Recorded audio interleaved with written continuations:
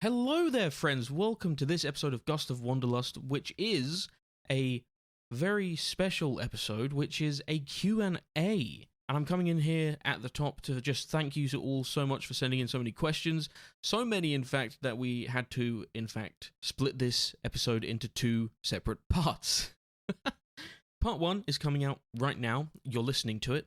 And Part 2 will be coming out on Tuesday next week, the 29th of April. And the continuation of the campaign, episode 11, will be coming out in 2 weeks' time on May the 6th. Also, just as a quick warning, that at several points throughout this episode you will hear a sensor beep like this. That is there because during some of the answers we may have accidentally spoiled some things for future episodes, but we caught ourselves out on it, and we don't want to give you guys spoilers. So with that out of the way, please enjoy the episode. You are now listening to Gust of Wanderlust, a Q&A special.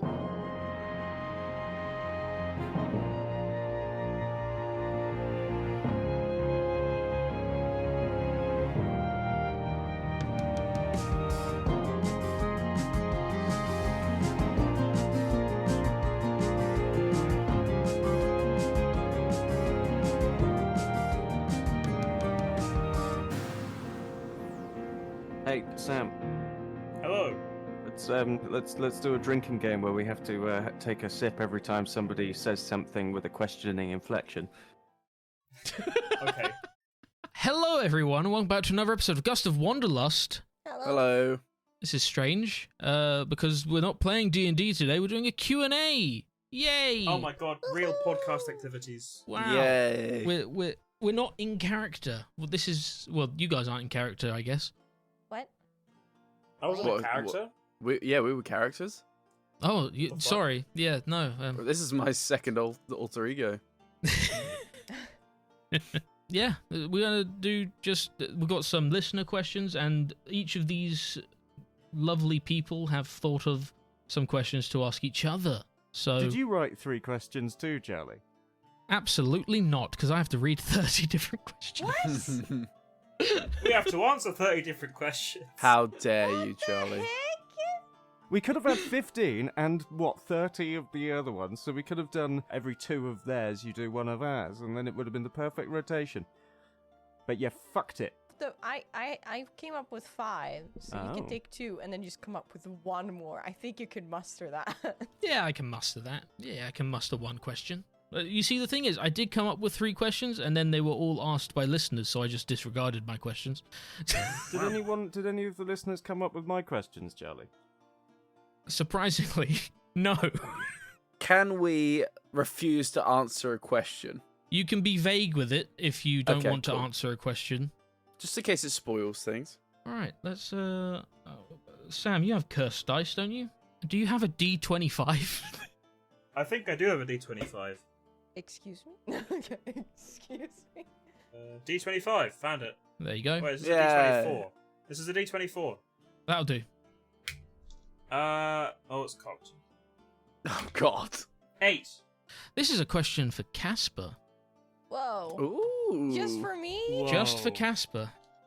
Okay. This is a question specifically for you, Casper. What was Casper's first kill, and how did they become a rogue? So it's technically 2 questions, but it was 1 question when it was sent to me. First kill. Oh, Lord. It's easier to answer how Casper became a rogue.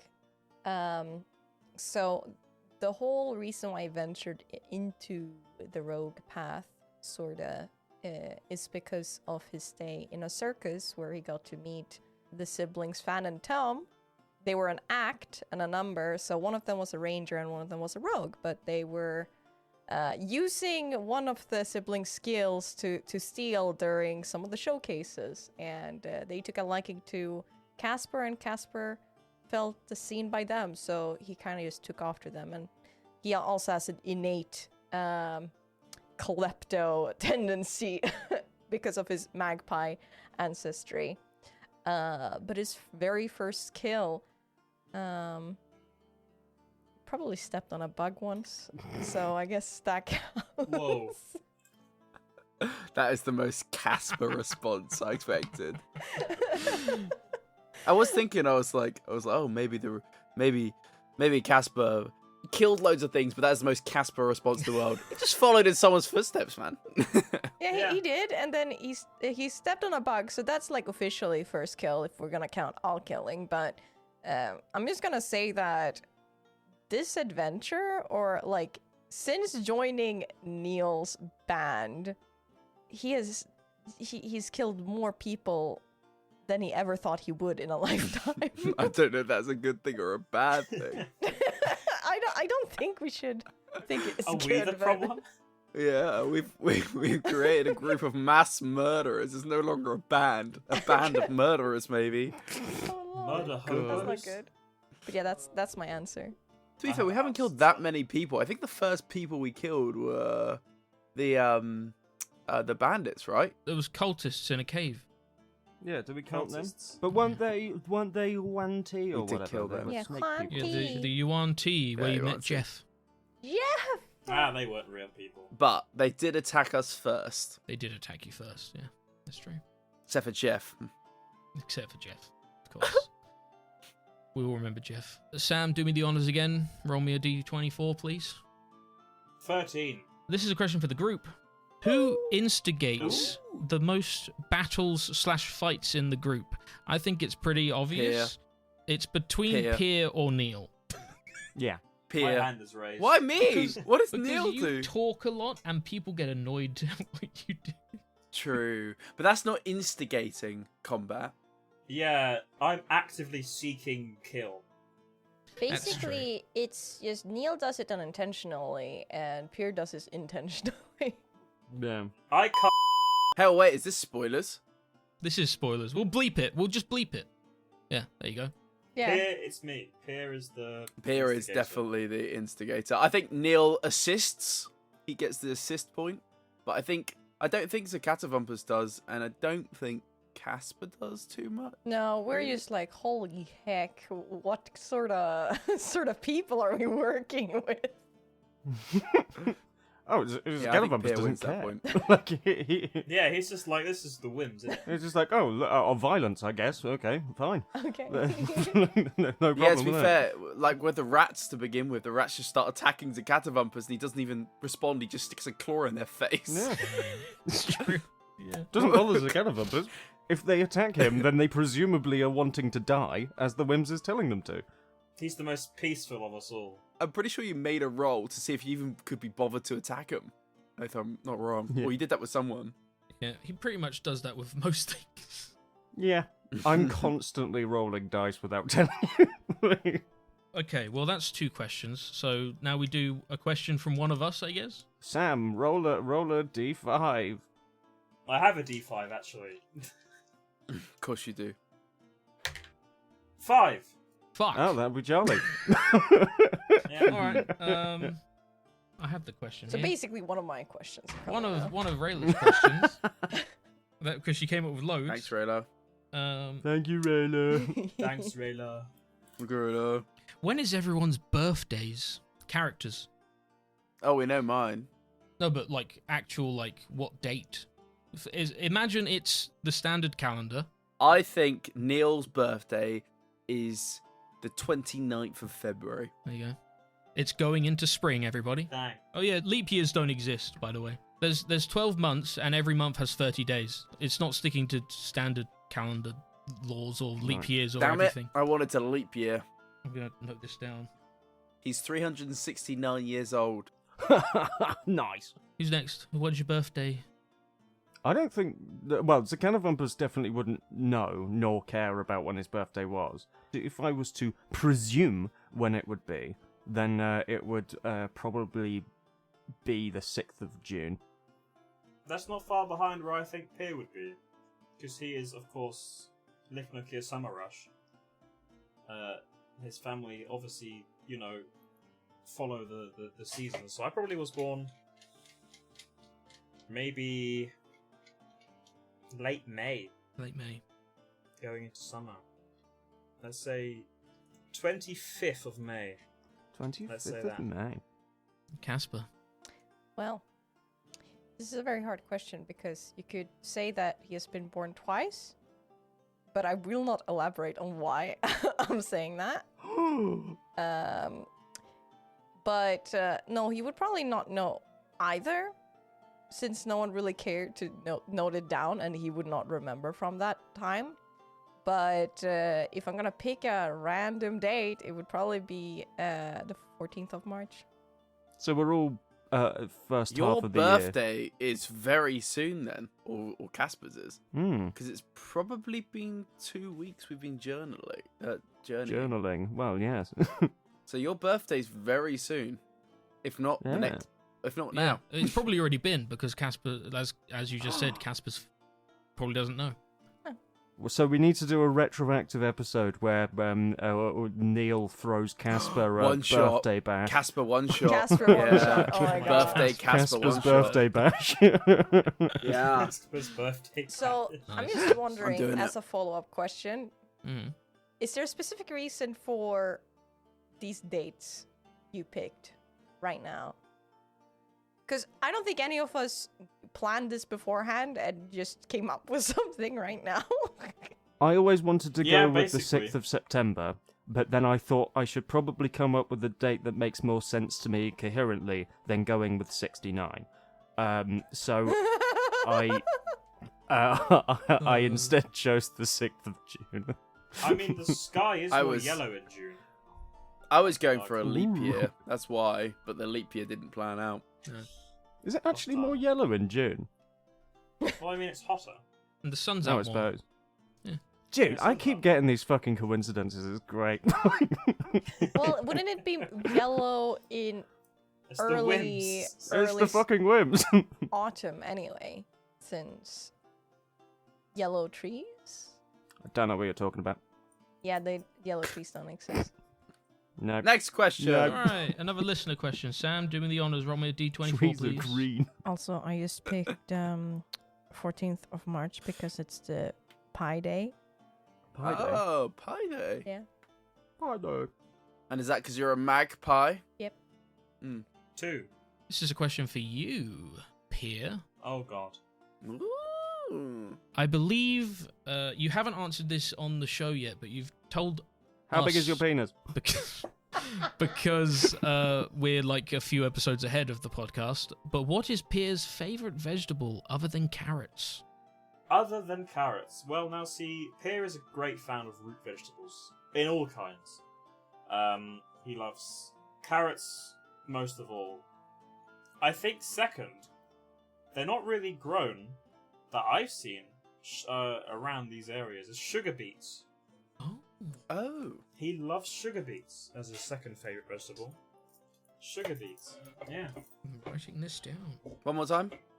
Sugar beets. You'll get rid into it. SUGARBEET. Ah. He likes because they're sweet, crunchy. They Does he give get him what he hyper on wants. them? I mean, he's a big Does he eat boy. them and He go needs to- to eat. He needs to eat a lot, but he could be seen like digging his hand in his big bag. Is that like his scoffing it birthday down. cake made out of sugar beets? I mean, I think so. He loves hay, but hay that's just kind of like basic like chewing gum from here. Who just munch on Yeah. it. Mm. How many units the of gap. weed does Pierre need to get high? Oh my Oh, god. that's a good. How point. many units? How many units of marijuana? How do you many measure units of weed? How many units of weed? milligrams? Oh. I mean, I'd say maybe. He's Called thinking you about this as like- well. Four Blooming hell. Calculating four it. See the joint, numbers. maybe like 4,000 milligrams. 4,000 milligrams. Wow. Okay, Yeah. right. Let's find out how much that is. Right. Hey, hang on. You didn't ask this as a question. What was So you the can't question? ask it. Oh yeah. the sugar Go on now. beets. Sugar beets. Sugar beets. Is that what Pierre would call a pretty lady instead of sugar tits? How you doing there, sugar beets? Bring us some nice sugar beets you got there, lass. Oh, you need to do that. You need to do Oh, that. that's funny. Okay, Sam, roll me it. Dude, Oh, that's well, there, nearly die. perfectly an ounce. That's nearly perfectly an ounce of weed. Wow. Still on. Got that The wrong. more you know. 11. 11. That's a 11. fuck ton of weed. This is another question for, I guess, just the podcast in general. Do you plan to add any players or special guests? Yeah, Yeah, we're not going to add anyone on permanently. This is the cast for the foreseeable future. But special guests, we have an extensive list of special guests who are in the wings waiting to be called upon. Nice. So, yeah. All right, roll a d4, Sam. It was 3. Was the 3. roll. Rayla. Okay, so I don't know which one to start with, so I'll just start with the most stupid one. Do you consider chess a sport? Ooh. Wait, I saw our character. No, do you consider chess a sport? Yes. Emphatically, yes. Yes. Yes. Yes. Definitely. I've seen Magnus play, mate. Yeah. Doesn't sweat, but he's at it. He's fast, mate. I mean, if it's competitive, then it's a sport, so yeah. Yeah, good. Doesn't have to be I just wanted necessarily athletic. to catch any red flags here. Because I had to debate over whether chess is a sport just because the other person thought Definitely that a sport. any sport has to be a physical sport, Anything I have to do with my brain? not a sport. You burn more calories. It is a than sport. your brain. Something like that. It's more of a sport doing things with my brain than physical things. Christ. Thinking does burn the calories. I think if it's competitive, it's generally a sport, yeah. right? I mean that's what it Generally. is, the definition. But some people just don't feel like including chess into sports. A d24 again, please, Sam. That was a 2. 2. Hey, this is another one for Pier. Oh god. How did Pier become a military man? And you can be as vague as you want with it, or if you don't want to answer, but yeah. He kind of fell into it, and I'm meaning that literally. From a young age, he wanted to do the hammering of the tinkering and the making of the things, and he, on his merry travels, he literally fell into it. That's all I'll say. He fell into it by complete accident. Did he get nicked, like stolen? Well, not wrong. Was it like assigned or whatever it's called? Not wrong. He. What's it called? Consigned? Constricted? Constricted? Conscripted? What's the word? Conscripted. Conscript, that's it. I couldn't think of the word. Constricted. No, he thought it was. He fell into it. He got involved in something by complete accident, and he got kind of whisked up into it. Fell. The way you keep saying fell into it just sounds so purposely. Like he literally tripped into the room and went, "Oh, I signed a bit of paper by accident or something." He got caught in a predicament, and he fell. Okay.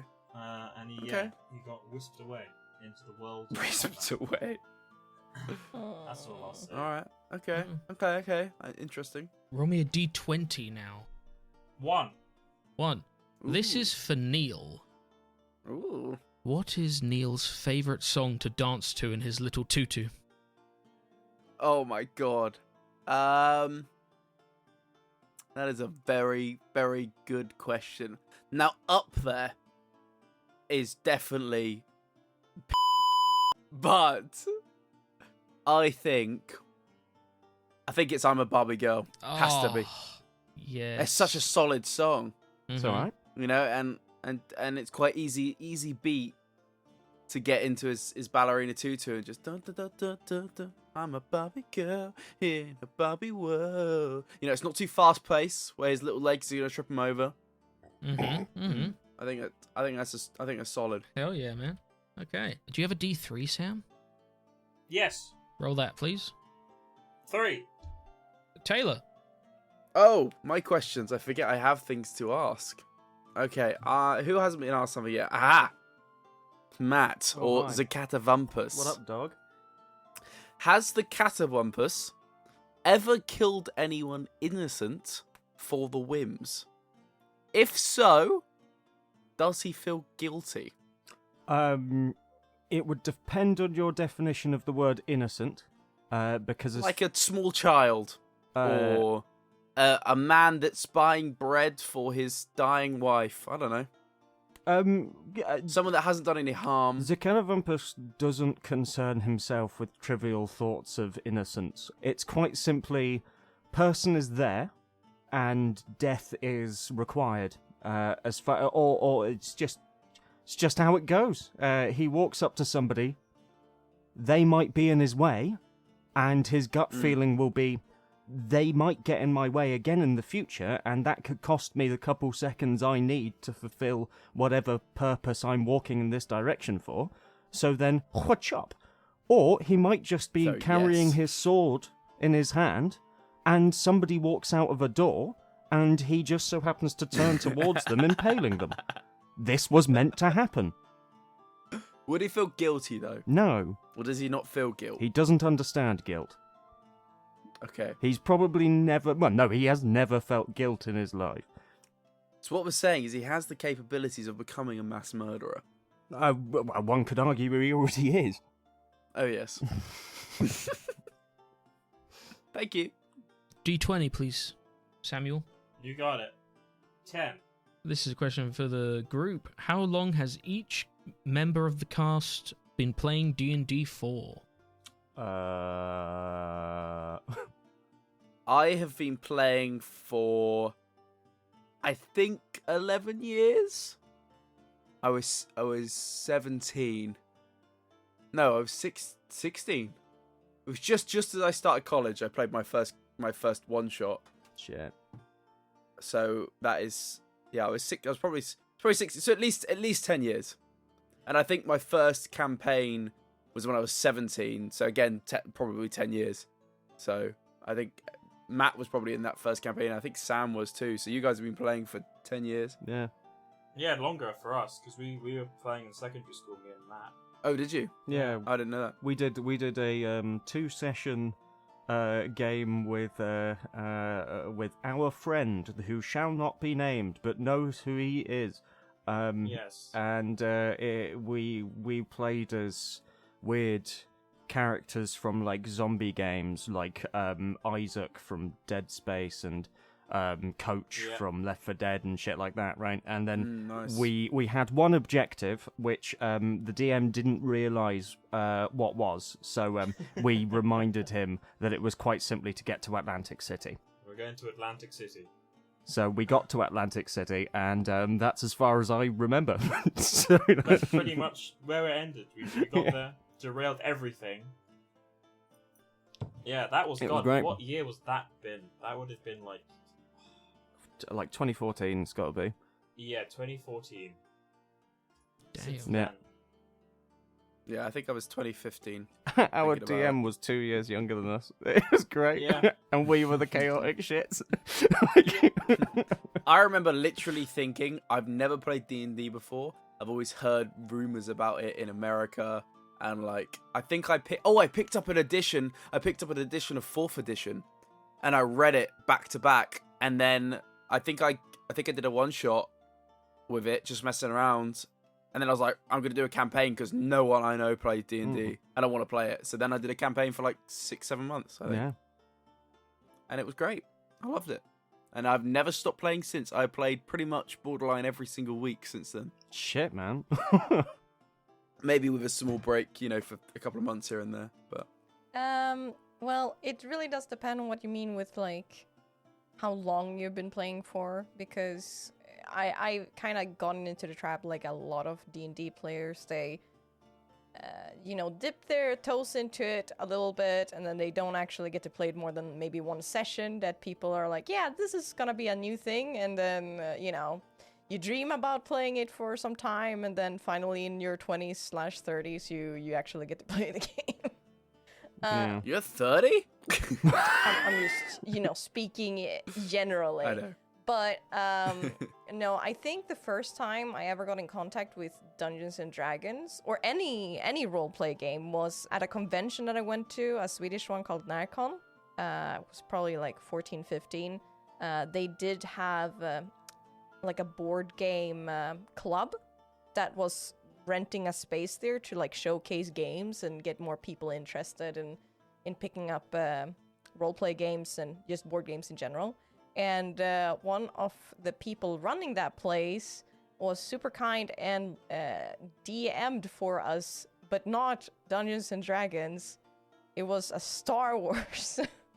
Oh, I've always wanted to play the Star Wars D&D. Fun shenanigans. I was basically some sort of Han Solo character, but I went berserk and Nice. kidnapped someone's pet, I think. I don't remember. Someone's pet. Yeah, but that was my first ever encounter with roleplay games like that. But I didn't properly start playing seriously until this campaign, so... Nice. Yeah. Did you just tease a future campaign, Taylor? Are you going to run us a Star Wars 5e1? Hello? Whoa. I'm not gonna lie. I've read so. Oh, actually, no, that's a lie. I've read the whole of Pathfinder's player book, and I've read Star Wars, and I want to play one or the other, 100%. So, basically, we're hinting toward Gust of Wanderlust Tour to Save the Galaxy. Damn straight. Sam introduced me to D&D. Was it Honey Heist or was it your campaign? I can't remember. It was my campaign. It was the one that I'm still writing. In fact, that I have been writing for 14 years, but never have played more than 3 sessions of. Wow. Yeah, Sam introduced me to D&D, I think in 2015, 2016. Yes. I played Hillary, the Minotaur Barbarian. He is the love of my life. Beautiful. Hey. Since then, I played on and off, very rarely, because all my friends live like at least an hour away, basically, and we never really had arranged anything. Until about 2 years ago when I got invited to a game with Sam, Taylor, Hello. and Matt here, and some other people, and Hi. we played that campaign to its completion, and then I only DM'd a one-shot before I started DMing this, so that's why I'm bad. Oh yeah. Okay. Do you have a D2? Can we stop? Can we stop? I fucking actually do. Wait, I've been waiting for a fucking... Oh my god. Reasons to Why use do you? this. It's a coin, buddy. It's a coin. Just get a coin. I have You a probably paid special- more money for the I dice. You have could a have s- used 100 I have a 1p coins. special coin Yeah, for this. it is a coin. Exact thing. I think this is heads, so I think 1. One is Sam. Oh shit. Okay. This is for the group. Who in the party is most likely to become a villain and why? Oh. Oh, that's tough. Well, it depends on your definition of villain. Are we voting for people other than ourselves? You can vote for Right. yourself if you have a reason. No, I feel like we should vote on someone else, then see who gets the most votes. Let's be real here. There is a Ganavumpus becoming a villain, which is, I'm thinking, probably on most people's lips. It's completely dependent on whether Charlie wants him to. So I vote the Ganavumpus. I mean, that was my my initial sorta guess. I think I'm going Pier. That was my second Okay. gut There's feeling. only one reason why, and that's because he has what's he called, amnesia. Oh. So I think he's forgotten something Important. deep inside Yeah. him. Oh, Or Casper, What? because that orb's gonna mess with your brain. Or- Yeah, Casper's a phoenix or something. So you know. I don't think Yeah. Zagatavumpus. I think Zagatavumpus is just Zagatavumpus and he won't change. But I think Casper, if Boris obviously gets involved, I think you could turn evil for Boris, for your dad. And if not, it's because Pier's amnesia and there is something in his brain that is missing. That's my opinion. That's a good point about Boris, actually. That is true. I mean, Casper did want to take over the freaking weird hellscape plane. Mm-hmm. But was that really Casper? No, not really, but he's capable of having evil thoughts. Yeah. I suppose. Neil would never be a villain. All he's ever done is mind his That's whole just- life. It's an honest. Never, He's such an never be a innocent villain. soul. He is innocent, you know. Yeah, I was leaning towards Zagatavumpus first, but then Pier, and it's kind of like the reasons that we already brought up. Plus that he's a bit more bloodthirsty than everyone else. Okay. I think Airgun will become a real gun, and then he will kill everybody.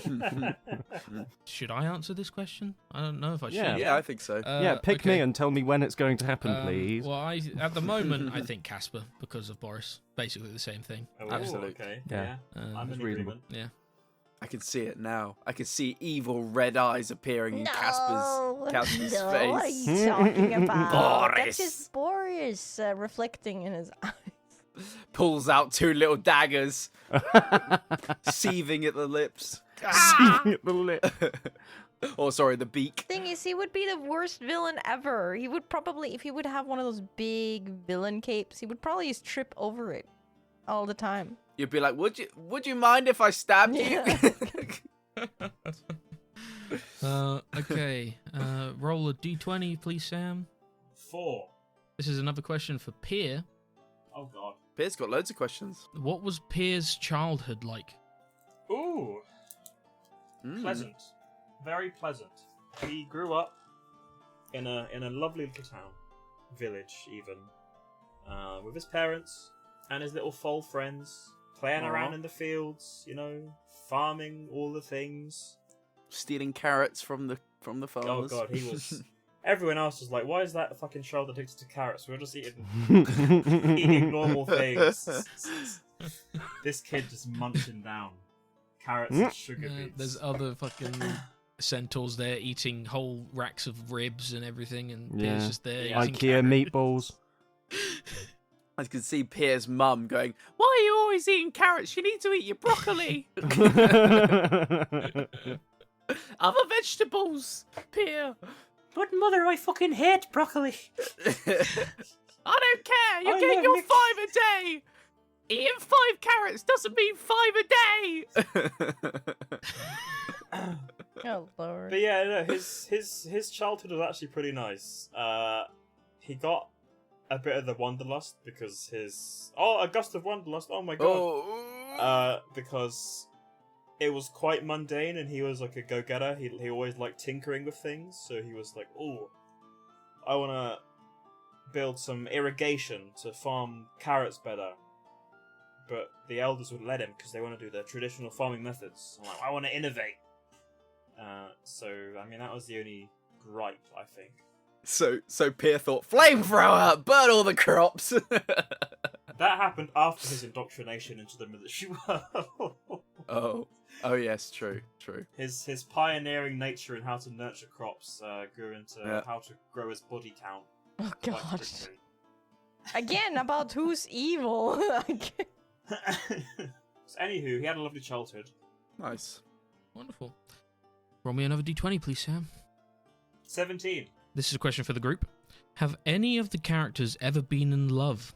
In parenthesis, Oh. whether it belongs to food or a being. Neil has had crushes before, or a crush, singular crush. I don't think he's ever been in love. From what he hasn't spent enough time with that person to know if he loved them. So he's never loved anyone. Actually, yeah, physically never loved anyone, except he does love Butters, Baker's, bacon and cheese turnovers. But we all know that. Very nice, very nice. And he loves music. But other than that, that's it. He's had a very I mean, the mind's a savage. You know, you don't have time to think about love when you're hammering away with a pickaxe on stone. It's hard life. Very reasonable. Mhm. Very true. I'm gonna have to speak for Zakanavumpus here, because I'm going to be assuming things about him here, but I'm pretty certain that Zakanavumpus has felt the sensation of love. At the very least once. My phone's going off. We'll deal with that later. So yeah, I think he's felt it at the very least once, but I don't think he would have recognised it at all. So, you know, that's fun. Okay, I wasn't expecting that, to be fair. It's interesting. I'm just gonna ask a follow-up question like I always do. Okay. Because, well, actually, it's not a follow-up question. I'm just gonna tell you guys how I interpret the question, because love is a very complicated thing, and for Casper, I don't know if he is capable of feeling any sort of, like, sexual tendencies or even romantic tendencies, you know, at all. Do you want to fuck your parents? That's what I'm trying to say. He doesn't want to do.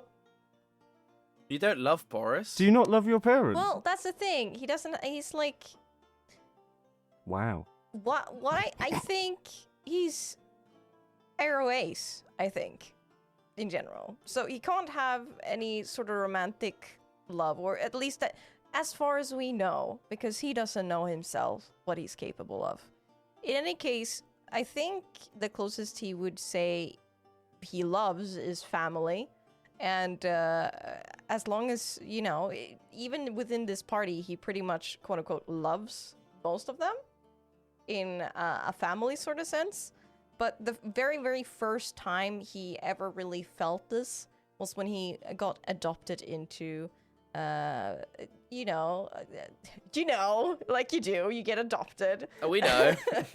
No, got adopted by the two dwarves in the first ever pub he went to, like the inn. It's a We're learning so dwarf much. couple, very, very cute. We'll see if we ever explore that part of his backstory, but That's interesting. yeah. That's probably why he you know, wanted to join up with Neil too, because, you know, he has close familiarity with dwarves from his past, so feels at home right away with Neil. Oh. Pierre has had a. I guess in his younger days he would have had a crush. Let's say. Oh. But that's again when he went away exploring. That kind of went out of his cone of vision slightly. I think the closest thing or person Pierre's been in love with is Amelia. Oh. Mm-hmm. Yeah. Mm-hmm. He has a soft spot for Amelia, but he doesn't quite know what to do about it. Matt, it's your turn to ask a question. All right. Well, this is my opportunity to just make sure I'm on track. 6-3. Yep, 12. Lovely. Nailed it. Bang. Right. Here's the question. So, now I don't think this is a commonplace thing for me, but I would say my questions are a little bit wordy. So, you know, Put them in chat. I will do, because they'll need to be, but I shall read them also. So, this is the first one. You must sacrifice a limb, and by this I mean your characters. You can answer it as you as well if you want, but your character must sacrifice a limb. After choosing the limb you will sacrifice, you are made to choose another. This goes on until you have only one remaining. What limb do you retain, and in which order do you choose to sacrifice the others? This is easy. This is freaking easy. Easy. This is easier for you quadrupeds. Well, Well, since I'm not a character, I'm God. No, it would be left arm, right leg, left leg. I'll leave my right arm. Easy. Very nice, very nice. That is how I thought you would go. Yeah. well, Casper would get rid of his left leg, left arm, and then keep his right arm. Very nice. Any reason for that? Well, he would take out both of the legs because he would just try and flap everywhere if he wants to get to places.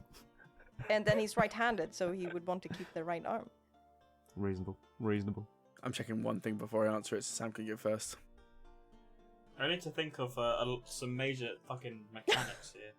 He becomes a horseworm. Okay, yeah. So I think the way Pierre would do it, I'd lose my rear left leg first, and then You can hobble.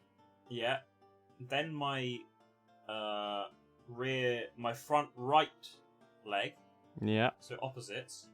Mm-hmm. Then I'd lose my left arm, human arm,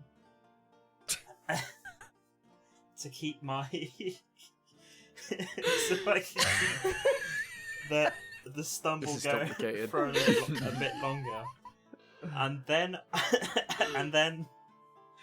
I think I'd go for the right rear, front left, and then I'd keep my human right arm.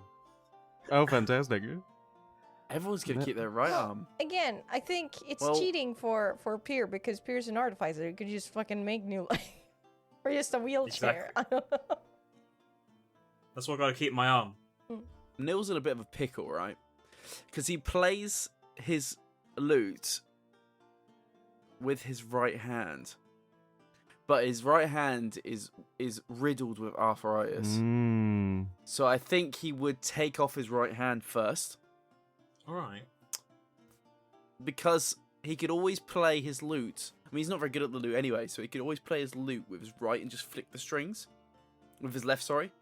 So he'd keep his left, get rid of his right. There's a good and then cone of movement there. Both his legs, I think, and then keep his left hand because it's not got arthritis, because he's thinking about chopping off his right hand as it is. But what order would he do it in? So So it would go right hand, left leg. So you got one on each side at least. So you can kick someone and then punch someone with your left. I don't think you're kicking both. somebody when you have one leg. Just launch yourself. Bro, I'll be sat down or in a wheelchair. Oh yeah, okay, fine, yeah. You can still kick people. And then so right hand, left leg, right leg, and then obviously be left with my stump. Fantastic. What about you, Zacatophumpus?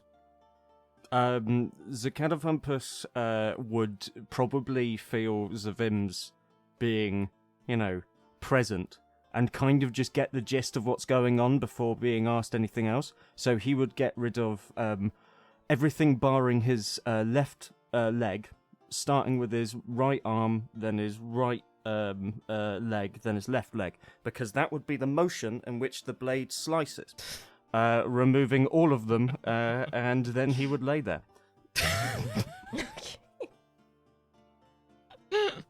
Okay. Sam, roll me a d20, please. Let's move on as quickly as possible. I like that you didn't have to think, mate. 6. That is a question for Matt.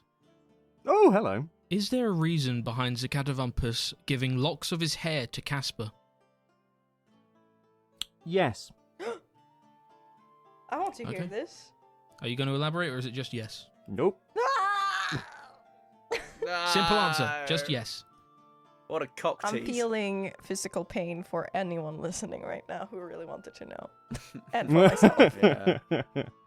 I'm trying to think of one thing I could say about it without giving the whole thing away. There is a reason behind it, and it's reasonably specific. So there, it's not nothing, but it's quite specific, and I know of the practice because of a relative amount of research into medieval French practices. Not the French. Yeah, well, Interesting. I'm not gonna research this further because I want it to be a surprise, but you could look it up by that and you wouldn't get it. it's You still wouldn't get what's reassuring over. to hear this because I have noted down in my inventory, like, explicitly hair. that I have a lock of your hair still. So I've not forgotten. It's there, and he's taking care of it. Pierre, roll me a d17. Why am I saying Pierre? Sam, roll me a d17. I see how it is. I see how you see me. I'm just a character in your game. He did call himself God for just a few questions ago, so yeah. Literally. Yeah, we'll ignore that. 14. Oh, this is a good one. This is for the group. Woohoo! If your characters die, what species and class would you play next? Oh. I know exactly who I'd play next. Go on then. I'd play fucking 3-green fucking druid. Oh, you're giving me a reason to fucking kill Pierre. Clicking sounds? Question mark. What is that? A 3-green is a bug person. Ah. A bug person. And they click. They make Clicking clicking sound, sounds. yeah. They make clicking Yeah. sounds. Huh. That would be hard to communicate. No, it wouldn't. I've come up with the perfect method of communicating and clicking at the same time. I've been practicing this voice. It's not that voice. I'm gonna save it for when Pierre does die. If Pierre dies. When? Anybody else have any idea? 2 ideas. Because there are 2 characters I have been meaning to play that are created out of fun ideas I've had in my head. To be honest, up until this campaign, all the D&D I have been doing is just making characters that I'll never be able to play. So I have an arsenal, but I have 2 that I would probably play. So I would pick either one of them. either a half elf, and I know they don't exist anymore, but a half elf wizard. I have written a diary for this wizard, 1 week diary as my English exam in college. Got an A+ on that one, so I know the backstory is pretty okay.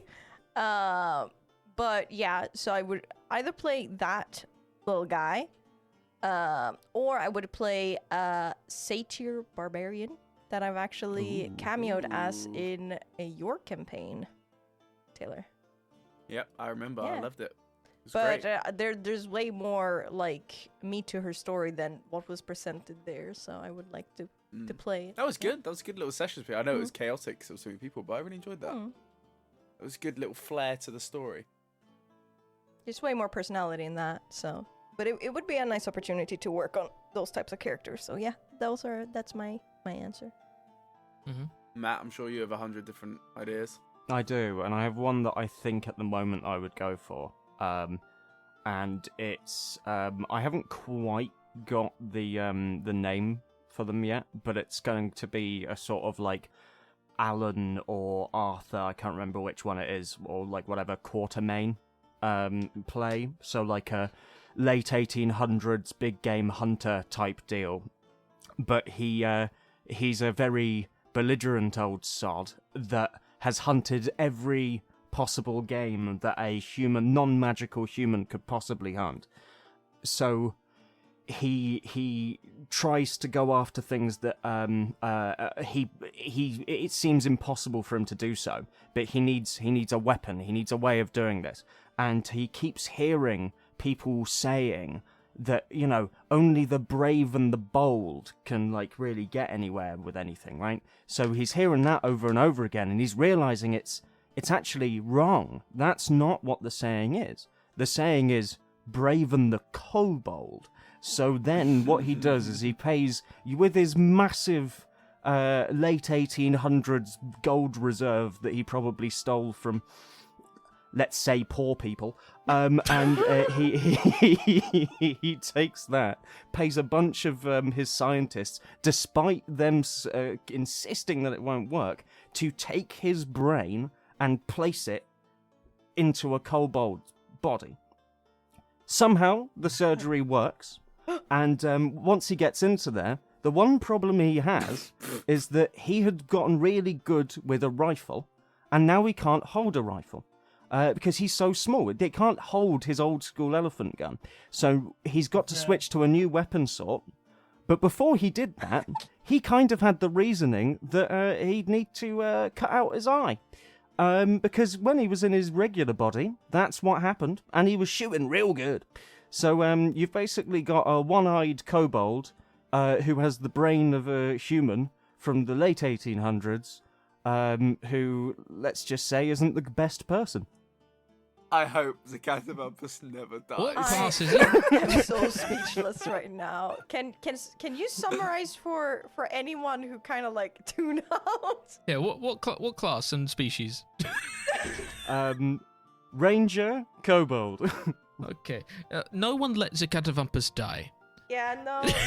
Do you not like that character? I love the idea of it, but I feel like that could be pretty chaotic. Oh, he's a stand-up gentleman. He's been knighted by the king or queen or whomever.